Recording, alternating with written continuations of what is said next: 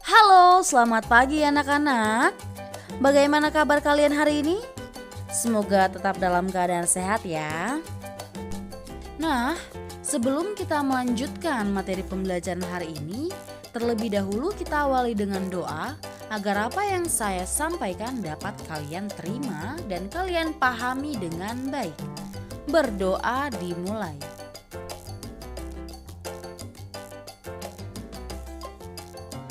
Berdoa selesai. Selamat menyaksikan. Sekarang kita akan membahas mengenai unsur-unsur fabel.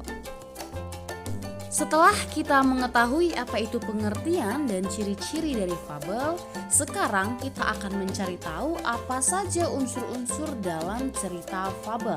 Nah, untuk mengetahui apa saja unsur-unsur dalam cerita fabel, silakan simak dan dengarkan penjelasan berikut ini. Adapun unsur-unsur dalam cerita fabel adalah sebagai berikut. Yang pertama, tokoh. Tokoh yang dimaksud di sini adalah hewan yang menjadi pelaku dalam sebuah cerita ataupun hewan yang berperan dalam cerita seolah-olah mereka menyerupai manusia. Nah, ada beberapa jenis tokoh yang dimaksudkan di sini. Yang pertama adalah tokoh protagonis. Apa itu tokoh protagonis? Tokoh protagonis adalah tokoh yang berperan ataupun berperilaku menjadi orang yang baik. Kemudian ada tokoh antagonis. Apa itu tokoh antagonis? Tokoh antagonis adalah tokoh yang berperan ataupun berperilaku menjadi orang yang jahat. Kemudian ada tokoh tritagonis. Apa itu yang dimaksud dengan tokoh tritagonis?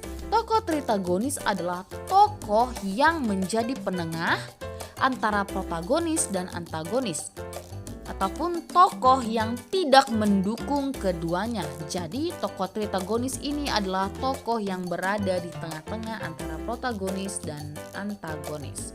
Ada juga tokoh pembantu. Kemudian yang kedua ada penokohan. Apa itu yang dimaksud dengan penokohan, Bu? Penokohan adalah pemberian karakter pada tokoh. Seperti tadi yang saya katakan, ada tokoh protagonis, ada tokoh antagonis, ada tokoh tritagonis, dan ada tokoh pembantu.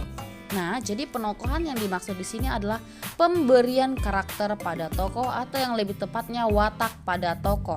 Watak yang bagaimana? Watak yang menggambarkan secara fisik, baik itu secara tindakan maupun secara komentar dan lain sebagainya. Kemudian yang ketiga ada latar atau setting.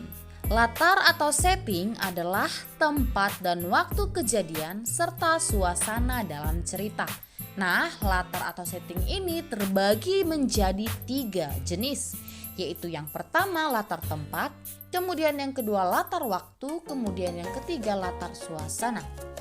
Contohnya latar tempat adalah contohnya di hutan, di rumah, di sekolah, dan lain sebagainya. Yang penting dia menyatakan sebuah tempat.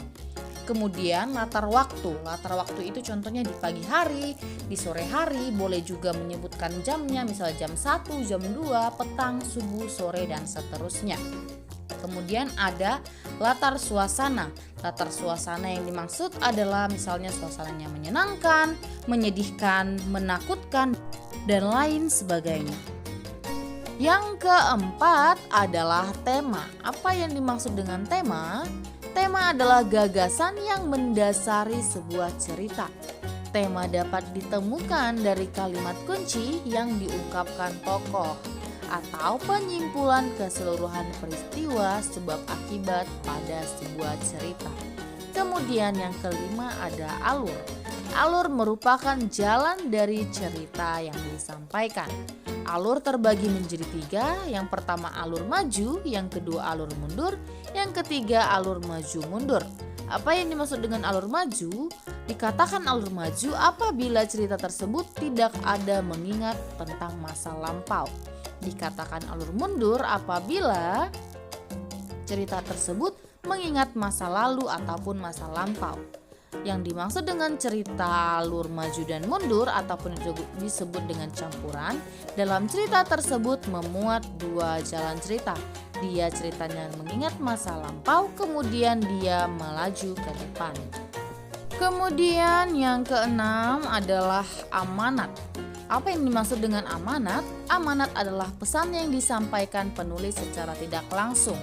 Amanat disimpulkan dari sikap penulis terhadap permasalahan yang diangkat pada cerita.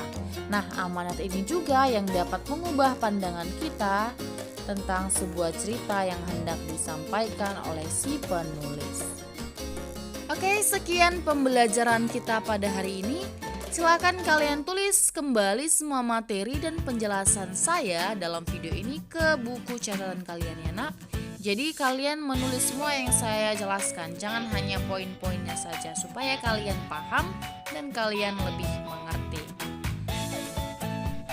Tetap semangat, Tuhan Yesus memberkati. Shalom dan selamat pagi.